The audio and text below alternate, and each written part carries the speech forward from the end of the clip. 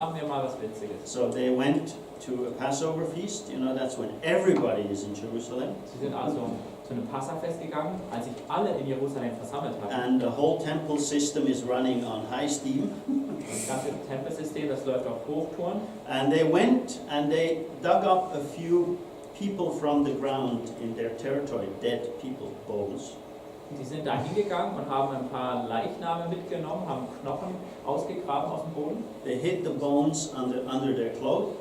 Diese haben sie unter ihrer Kleidung versteckt. They went into the temple Dann sind sie in den Tempel gegangen and threw the bones in there. und haben die Knochen dahin geworfen. That means the whole temple was in 1 minute desecrated. Das heißt, der ganze Tempel war in einem Moment entheiligt. Okay, everybody had to go out. Alle mussten raus. The whole feast had to be stopped. Das ganze Fest musste unterbrochen werden. The whole process of getting the temple clean again, which is in Leviticus. Der ganze Prozess, den Tempel wieder zu reinigen, der in 3. Mose All beschrieben these ist. time spans that are defined there, everything had to be done. So they messed up the whole party. Das musste alles eingehalten werden, zeitlich auch nach den Regeln. Das heißt, sie haben das ganze Fest ruiniert. So that's how they hated each other. So sehr haben sie sich And gegenseitig of course the gehasst. Jews in Jerusalem didn't like guys like this either. I mean, who would? Und natürlich, die Juden in Jerusalem, die fanden So- so Leute nicht toll. It really is hatred. Wirklich ist es zum Hass gekommen. And that started here. Und das fing hier an diesem Punkt It an. started when they became disobedient. Es ging los mit ihrem Ungehorsam. When they thought we don't need to listen to God, Als sie sich gedacht haben, wir müssen Gott nicht mehr zuhören. from then on things went wrong. Und da ab lief es falsch. So it may be a small thing, somewhere around the year 930 before Christ, Ja, es scheint vielleicht wie ein kleines Ereignis, so etwa 930 vor Christus. but it still was at work when Christ was there. Aber die Effekte sehen wir immer noch zu Jesu Zeit. Okay? So we're talking almost 1,000 years later. Also fast 1000 Jahre danach. So obedience or disobedience always has consequences. Also Gehorsam oder Ungehorsam führt immer zu Konsequenzen. And the results of it are either blessing or curse. Both have consequences. Das Resultat davon ist entweder Segen oder Fluch. Es gibt beide Konsequenzen. So we have an enormous time span in these books and enormous cultural differences. Wie gesagt, eine riesige Zeitspanne sehen wir in diesen Büchern und auch große kulturelle Unterschiede. And therefore they are also a bit challenging for reading. Das macht sie auch herausfordernd zum Lesen, diese Bücher. We have to try and understand the setting where the books are written, what they are speaking about. Wir müssen versuchen, uns hineinzuversetzen in die Ereignisse, in die Orte, wo das passiert ist. And obviously that's a bit challenging. Und das ist natürlich ein bisschen herausfordernd. Okay, so those are the books here. Also das sind die Bücher. The last group can be summarized very easily. Die letzte Gruppe kann sehr leicht zusammengefasst Or werden. actually, two groups, sorry, still. The latter prophets are those who spoke during the kingdom. Die späteren Propheten sind diejenigen, die während des Königreichs So gesprochen they are haben. basically in this period here in the back. Die sind also Grunde genommen, also hauptsächlich in dieser Zeit hier. Okay. Some are talking before the exile, Manche sprachen auch schon vor dem Exil, a couple during the exile, like Ezekiel einige dann während des Exils, wie Hesekiel, or Daniel, whom they don't consider a prophet, but a wisdom text. und Daniel, den die Juden nicht als Propheten sehen, sondern als Weisheitstext. Okay, I have to be accurate. They consider him a prophet, but his book is wisdom literature. Also, sie sehen Daniel als Mann, als Propheten, aber sein Buch verstehen sie als Weisheitsliteratur. And then there are some who would write after a group came back, and they speak a different language, we could say. Und dann gab es manche Propheten, die sprachen erst, als manche wieder zurückgekehrt sind ins Land, und sie sprachen sozusagen eine andere Sprache. It's more encouragement and strengthening and so on. Not only, but more. Sie sprechen viel mehr Ermutigung aus und Stärkung. Okay. So, if we look at the latter prophets, that's what they do. What does this do to you, this graphic here? Wenn wir uns die späteren Propheten hier mal anschauen, wie wirkt das auf dich? What's the general impression of that picture? Was ist dein allgemeiner Eindruck von diesem Bild? Honestly. Mal ganz ehrlich. A lot of information. Yeah, that's nicely said. It's a mess. Naja, es ist viel Information, das ist noch lieb ausgedrückt, aber das ist ein Durcheinander. Yeah? It's not easy to, what is going on? Nicht so leicht zu begreifen, ja, was ist hier eigentlich los? And that's exactly what we should keep in mind when we read the latter prophets, like Isaiah and Jeremiah. Und genau das sollten wir im Kopf haben, wenn wir diese späteren Propheten lesen, wie Jesaja und Jeremia. First of all, when they speak, they use these categories here a lot. Zunächst mal, in dem, was sie sagen, in ihrer Botschaft, benutzen sie ganz stark diese Kategorien. So the better we know these, the easier it is to understand the prophets. Je besser wir diese kennen, desto leichter fällt es uns, die Propheten zu verstehen. Okay, that's the first thing. Und das ist der erste Oh, Punkt. that's not what I wanted. That's what I wanted. Okay. Secondly, they use a lot of terms that relate to geography. Zweitens, sie benutzen viele Begriffe, die mit der Geografie zu tun haben. So we should understand at least a bit of geography, Also sollten wir zumindest eine Ahnung haben von der Geografie. because that sometimes makes the point. Oftmals ist das wirklich der springende Punkt. When I say geography and map, what picture do you have in your mind? Geography, map. Wenn ich Geografie, Karte zu dir sage, was kommt dir dann in den Sinn? What do you see?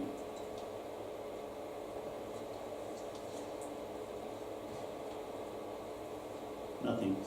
Atlas. Ein Atlas. Atlas, okay. Big book, okay. Usually what we see when we hear the term or when we speak about geography is overview, maps. Normalerweise denkt man an eine Übersichtskarte.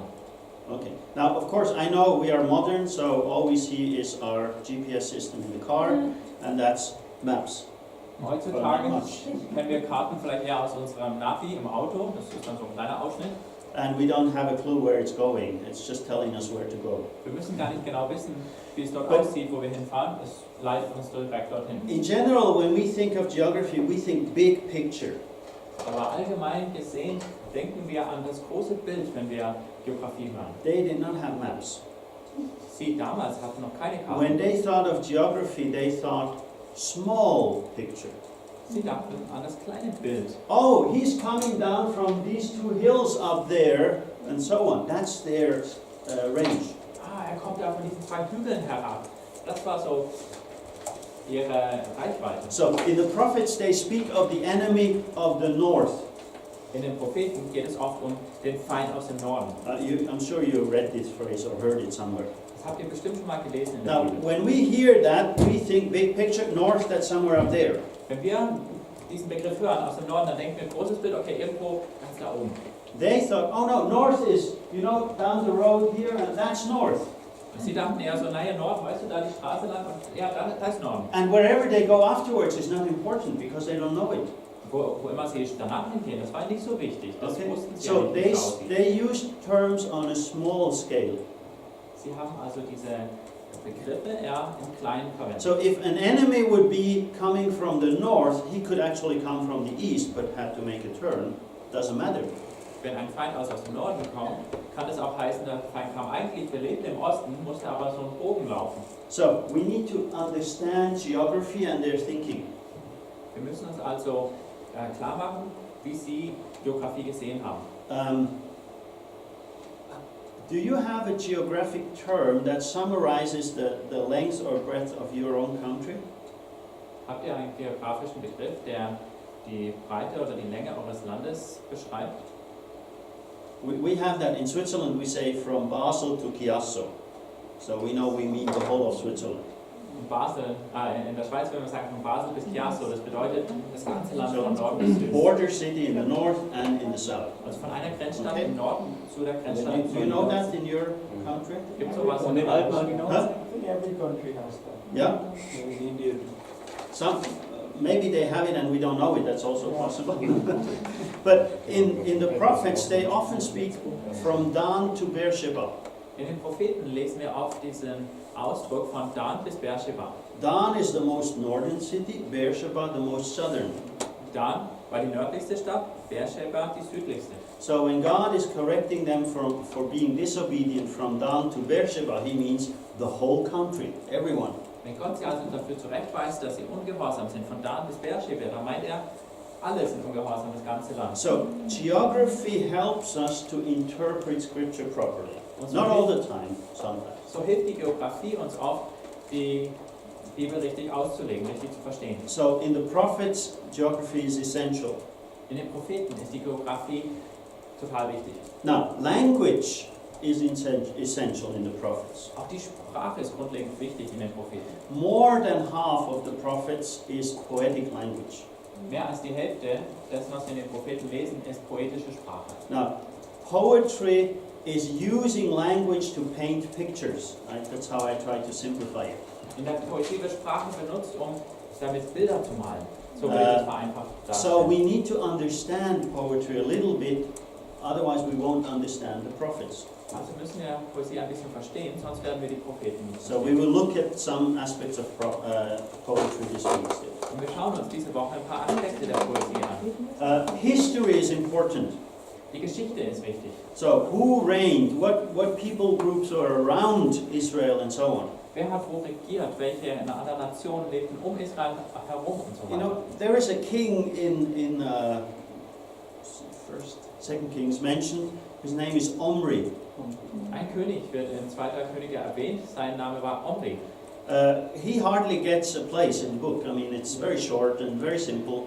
Der wird nicht besonders erwähnt in dem Buch, ganz einfach beschrieben. But in terms of politics and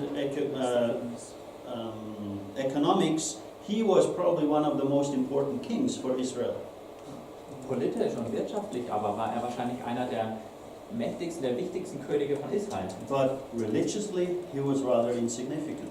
Aber religiös war er im Prinzip So unbedeutend. they emphasize differently in the prophets and in the kings. Die Propheten hatten also ihr eigenes Bild davon, was im Land abging. Because they want to teach, the religious aspect as such is more important than economy or politics. Weil ihnen der religiöse Aspekt wichtiger war als der politische oder der wirtschaftliche. But that doesn't mean that they lived in a vacuum. They had trade relationships and how do you say that? One people group not attacking the other, agreements. Aber das heißt nicht, dass das Volk in einem Vakuum lebte, sondern die hatten Handelsbeziehungen, die hatten Verträge, Nichtangriffspakte und so weiter mit anderen Völkern. So, the better we want to understand the prophets, the more we have to deal with these aspects, and that's, work. Je besser wir die Propheten verstehen möchten, desto mehr müssen wir uns um diese Aspekte kümmern. Und das, tut mir leid, das führt zu ein bisschen Arbeit. So there is no shortcut in understanding the prophets, it's work. Da gibt es keine Abkürzung. Abkürzung dazu, keinen leichten Weg dahin, die Propheten zu verstehen, sondern wir müssen uns das erarbeiten. Now, we always will understand something, that's not the problem. Ein bisschen was würden wir immer verstehen, das ist nicht das But the Problem. better we know our way around in these categories, the more we can understand. Aber je besser wir uns auskennen in diesen Kategorien, desto mehr werden wir verstehen. Okay. So that's what we're dealing with the latter prophets. Also, das handelt von den späteren Propheten. Now the last part would be the writings, and then we have our two groups. Der letzte Teil, das sind jetzt noch die Schriften und dann haben wir die zwei Gruppen komplett. And that is, we have these books here, which we already looked at. Wir haben diese Bücher hier, die haben wir uns schon angeschaut. And each of them try to expound or work their way through the aspect of wisdom. Und alle wollen sie Weisheit beleuchten oder behandeln. So in the Psalms, mainly we see wisdom reflected in prayers or in adoration. Also in den Psalmen, da sehen wir, dass Weisheit durch Gebete, durch Anbetung reflektiert wird. And that doesn't always include positive issues, sometimes also negative. Und das sind nicht nur positive Gefühle, sondern auch negative. So some of these writers of Psalms, quite often it's David, they are utterly frustrated. Manchmal sind manche von den Psalmschreibern, zum Beispiel David, total frustriert. And they are sometimes frustrated with themselves and sometimes with God. Manchmal sind sie mit sich selbst frustriert und manchmal auch mit Gott. And they're totally honest about it. Und sie lassen das ganz ehrlich raus. And that's good. Und das ist was Gutes. Because it means they take God serious and they take themselves serious. Denn das zeigt, sie nehmen Gott ernst und sie nehmen sich selbst ernst. And that's opening up for God a way that He can do something about it. Und damit eröffnen sie Gott die Möglichkeit, dass er etwas tun kann. Proverbs, basically we have everyday smart words to keep up with what God thinks or says. In den Sprüchen haben wir im Prinzip Alltagsweisheiten, schlaue Sprüche, was Gott dazu sagen würde. Yeah. Now, both of these books here are collections. Beide dieser Bücher sind Sammlungen. And that means in Psalms we actually have 5 collections, 5 books.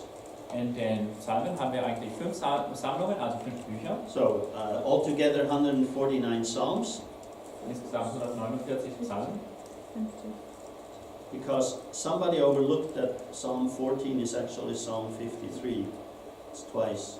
Denn irgendjemandem ist beim Zusammenstellen nicht aufgefallen, dass Psalm 14 und Psalm 53 der gleiche ist. So, in the first collection and in the second collection, twice the same psalm. Not word by word, but almost. Also gibt es in der ersten Sammlung und in der zweiten Sammlung den gleichen Psalm. Nicht wortwörtlich, aber eigentlich ziemlich genau der So, gleiche. yeah. Okay, if you have a task to learn a psalm by heart, take 117, that's the shortest. Wenn ihr mal einen Psalm auswendig lernen müsst, dann 117, das ist nicht der Just kürzeste. a few verses. Nur ein Now, paar Verse lang.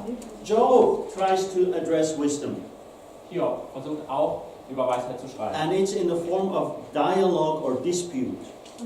Und das nimmt das Format eines Dialogs oder einer Diskussion an. Which would be how Hebrew wise people would try and argue normally. Genauso haben die Weisen damals in Israel sowas ausdiskutiert. A rabbi would try and argue with his students, and they would try and argue back. Ein Rabbi wollte so ein Streitgespräch haben mit seinen Studenten und sie haben zurückdiskutiert. Because that sharpens your skills. Denn das schärft deine Fähigkeiten. So, Job is very simple in terms of structure. Hiob ist sehr einfach strukturiert. You always know who is speaking, Man weiß immer, wer jetzt am Sprechen, am Reden ist. but you never understand what they are saying. Nur, man versteht halt nie, was sie sagen, It's very complicated. weil es ja auch kompliziert ist. Okay. Now, Ecclesiastes is more, I said, like a philosopher. You reflect and you write down the results of your reflections. Prediger ist mehr wie ein Philosoph, das habe ich schon gesagt. Also es wird reflektiert und dann das Resultat der Reflexion niedergeschrieben. His end result of the whole reflection is not negative, as many people suggest. Und das Endresultat, zu dem er kommt durch diese Reflexion, ist nicht negativ, wie viele denken. He actually says in the end, all you can do is fear God and enjoy what He gave you. Am Ende schreibt er, alles was du tun kannst, Mensch, ist Gott zu fürchten und das zu genießen, was er dir gegeben hat. Because you cannot control your life yourself, you cannot control God. So take what He gives you. Denn du kannst dein eigenes Leben nicht kontrollieren, du kannst Gott nicht kontrollieren, also nimm das, was er dir gibt. And to the young people He says, don't forget that you'll be getting old. Und zu den jungen Leuten sagt er, vergesst nicht, dass ihr mal alt werdet. Okay, so and I think that's quite a good summary. Okay, I'm in the old section now, so. Also, ich glaube, das ist eine ganz gute Zusammenfassung des Lebens. Ich gehöre jetzt schon zu den Eltern. Song of Songs is contemplating on the miracle of love.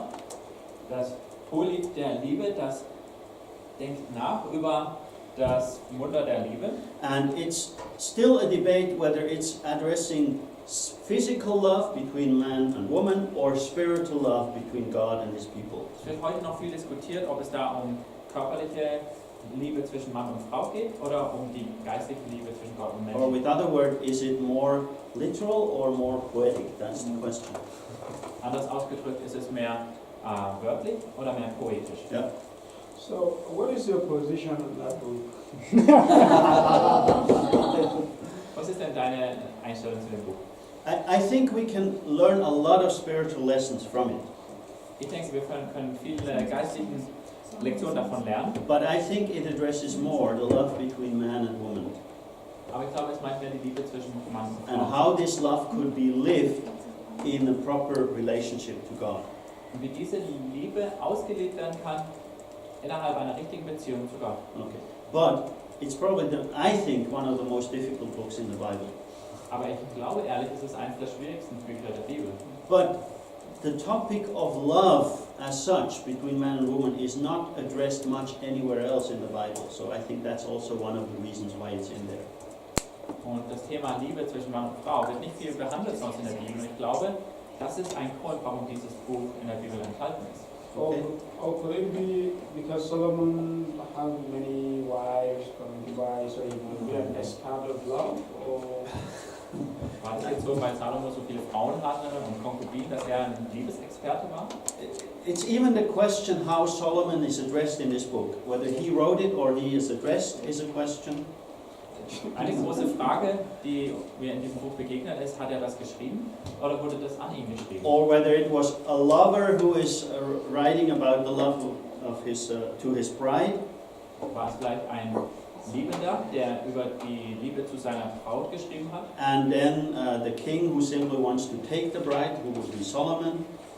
Und ist der König vielleicht derjenige, der die Braut wegnehmen will? Vielleicht so König Salomo? it really is confusing. Es ist Okay. wirklich nicht leicht zu verstehen, dieses I Buch. think usually what I say is Song of Solomon is exactly the opposite of Job.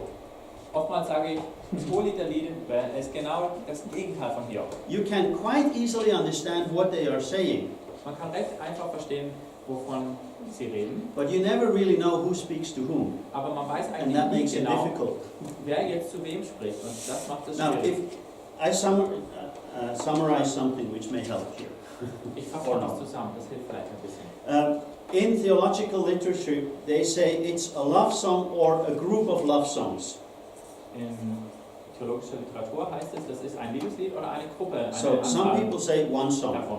Manche sagen, es ist ein einziges Lied. Some people say it's 7 songs. Andere sagen, es sind 7 Lieder. And you have a variety of numbers up to 32 different songs. Und Menschen sehen da eine ganz unterschiedliche Anzahl von Liedern bis hin zu 32 Liedern. And usually nobody agrees.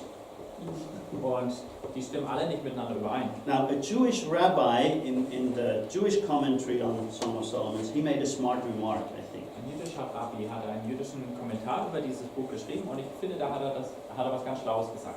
As it is now, he said, we probably have lost the key to access this book.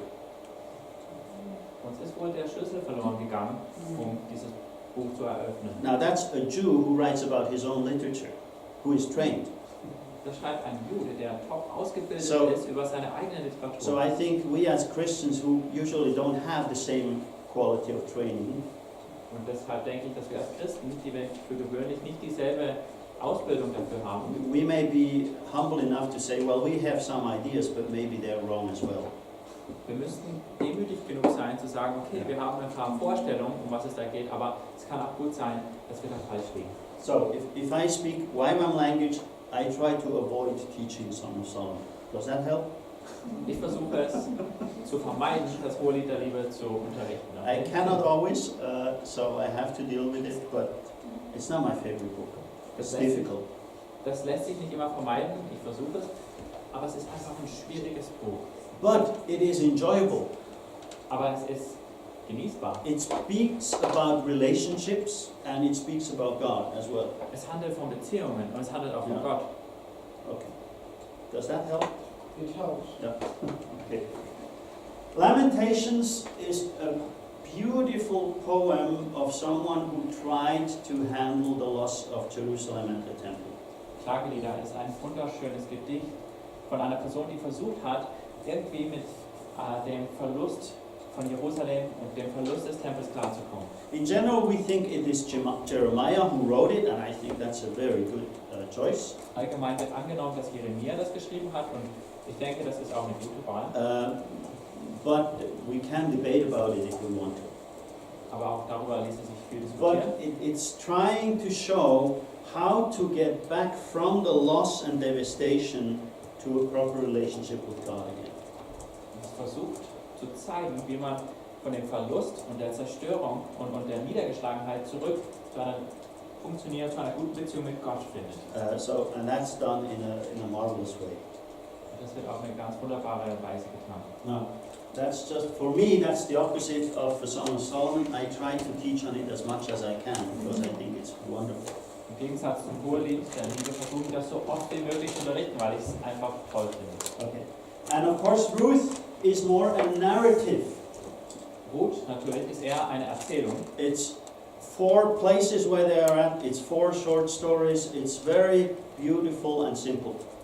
Eine Erzählung mit 4 Orten, wo das stattfindet und 4 kurzen Geschichten dazu und es ist kurz und schön. And it's simply encouraging. Und es ist einfach ermutigend. Okay, so wonderful book. Also ein wunderbares Buch. Okay, so that is the first part of the poetic books. Das ist der erste Teil der poetischen Bücher. And the other part of the poetic books, they are, oops, spelling error, anyways, they are speaking about God and His work in history. Der zweite Teil der poetischen Bücher behandelt Gott und sein Werk in der Geschichte.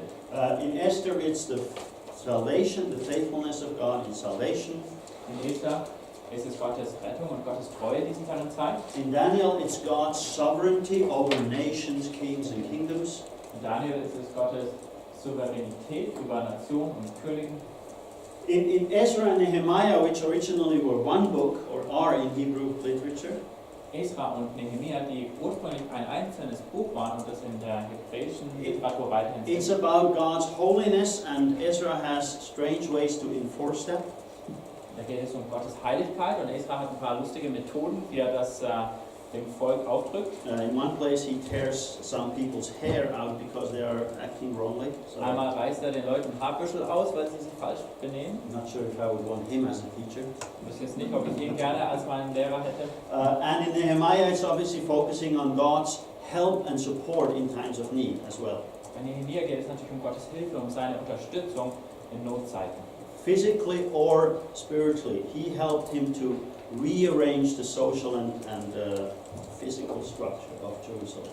Praktisch und auch geistlich. Gott half ihm, die soziale Struktur und auch die, ja, die Stadtmauern von Ja. Jerusalem wieder aufzubauen.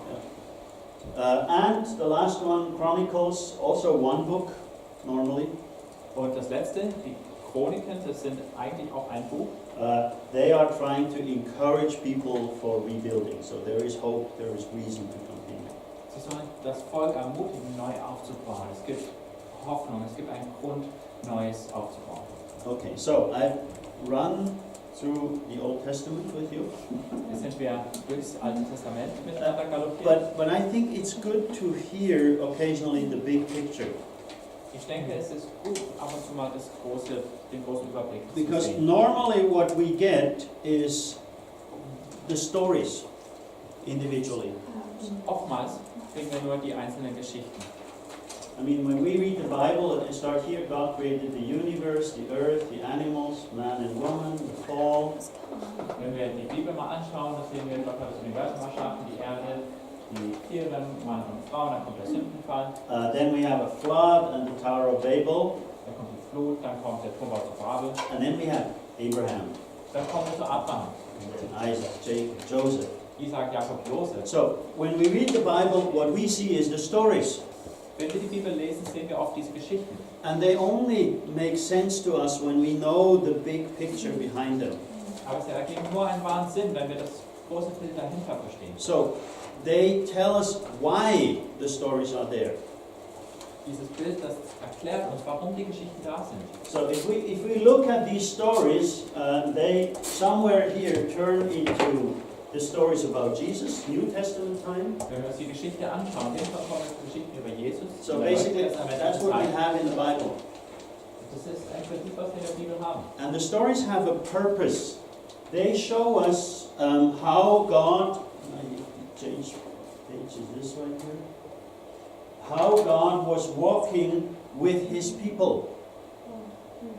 Diese Geschichten, die haben alle einen Zweck. Sie zeigen uns, wie Gott mit seinem Volk unterwegs war. He gave them what they needed. My hands are too short. Gab ihnen, was sie brauchten. So God gave them a space to live.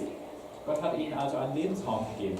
Then he realized, or they had to realize, if they don't listen to God, they will lose things. Dann mussten sie begreifen, dass wenn sie Gott nicht gehorchten, sie Dinge verlieren würden. And God gave them a way eventually to end up in His presence. It starts here. Gott hat ihnen einen Weg gegeben, wie sie wieder in seine Gegenwart kommen können. Und God- das fängt da an. God said to Abraham, I will bless you and you will be a blessing. Gott sagte zu Abraham, ich werde dich segnen und du wirst ein Segen sein. I will make you a father of many nations. Ich ich werde dich zum Vater vieler Nationen machen. Not of one nation, of many. Nicht nur einer Nation, So sondern the vier. purpose of Abraham was always beyond the scale of Jews only. Es ging bei Abraham also immer um mehr als nur die Juden allein. And